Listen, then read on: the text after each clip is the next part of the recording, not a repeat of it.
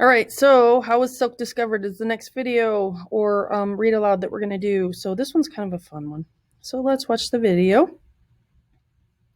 and then I'll read it aloud.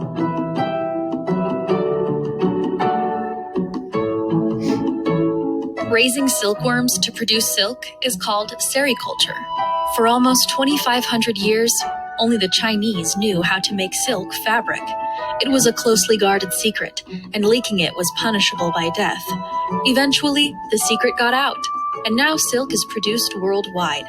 Although making silk from silkworms is a long, difficult process, only two initial things are needed: silkworm larvae and mulberry trees. The silkworms eat mulberry leaves. Their heads have two spinnerets, which they use to spin cocoons. After a cocoon is made, it must be specially treated to kill the larvae inside. Next, the cocoons are soaked in water and then carefully unwound. The strands are spun together, making a single thread approximately a mile long. Although many changes in manufacturing silk fabric have occurred in the last 5,000 years, sericulture is still the necessary first step.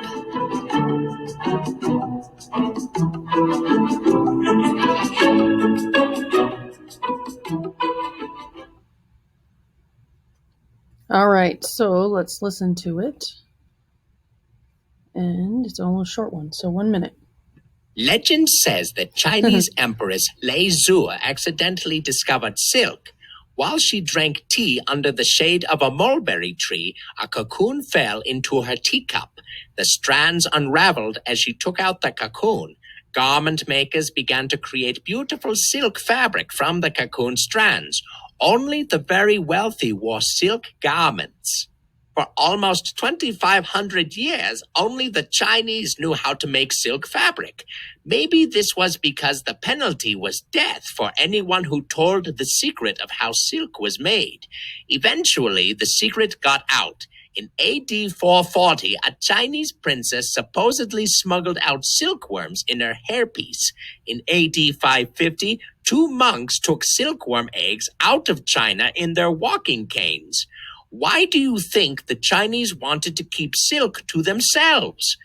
Would you have tried smuggling silkworms knowing you would be put to death if you were caught? All right, that's funny.